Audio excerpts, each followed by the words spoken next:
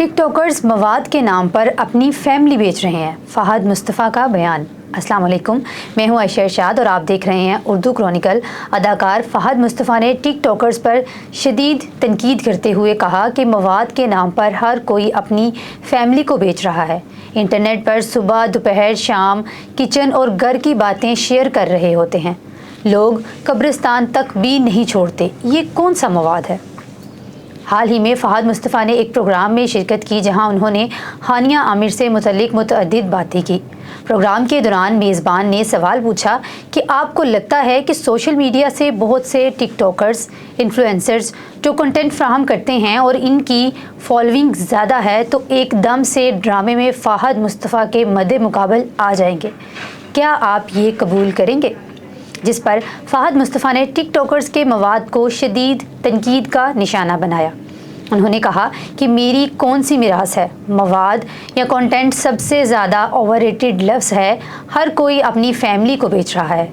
सुबह दोपहर शाम किचन और घर की बातें लोगों से शेयर कर रहे होते हैं। लोग कब्रिस्तान तक नहीं छोड़ते। ये कौन सा मवाद है? मैं नहीं चाहता कि लोग मुझे इस किस्म के मवाद के लिए जानें। मैं अच्छी या बुरी कहानी सुना सकता हूँ, अपने घर को नहीं बेच सकता। उन्होंने कहा कि मैं ऐसे कई लोगों से मिल चुका हूँ जिनके लाखों फॉलोअर्स हैं। जब वो ड्रामे की शूट पर जाते हैं तो इन्हें किसी प्रोग्राम की शूटिंग और मरहलों का समझ ही नहीं आता।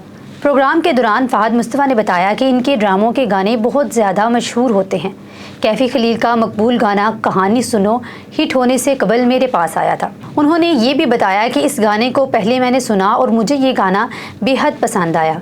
मेरे दफ्तर के 6-7 लोगों ने कहा ये गाना फ्लॉप हो जाएगा, लेकिन अंदाज़ा नहीं था कि ये पूरे मुल्क में इतना सुपर हिट होगा। अदाकार से सवाल पूछा गया कि वो कौन सी 3 अदाकाराएँ हैं जिनके साथ वो काम करना पसंद करेंगे, जिसके जवाब में फ़हद मुस्तफ़ा ने 3 बार हानिया आमिर का नाम लिया। उन्होंने कहा कि वो सिर्फ हानिया आमिर के साथ ही फिल्म करना चाहेंगे। माहिरा के बाद अगर किसी के अंदर स्टार बनने की सलाहियत है तो वो हानिया आमिर है।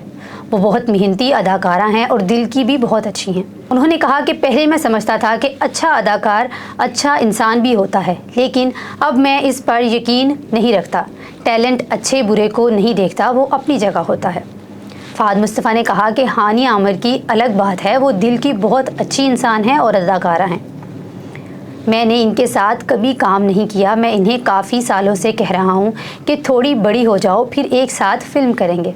पहले वो मुझे बहुत छोटी लगती थी, अब वो बड़ी हो गई है। अब हम एक साथ फिल्म करने जा रहे हैं। फ़हद मुस्तफ़ा ने आने वाले वक्त में हानिया आमिर के साथ फिल्म करने का कहा और साथ ही उन्होंने टिक टॉकर्स के कंटेंट के बारे में ये कहा कि वो अपने कंटेंट के ज़रिए अपनी फैमिली बेच रहे हैं, जबकि मैं ऐसा नहीं कर सकता। चाहे टिक टॉकर्स के कितने भी फॉलोअर्स हो जाएं, लेकिन उनका कंटेंट अच्छा नहीं है। ये थी हमारी आज की वीडियो। कमेंट सेक्शन में ज़रूर बताइएगा आज की वीडियो आपको कैसी लगी। मिलते हैं एक नई वीडियो के साथ, तब तक के लिए अल्लाह हाफ़िज़।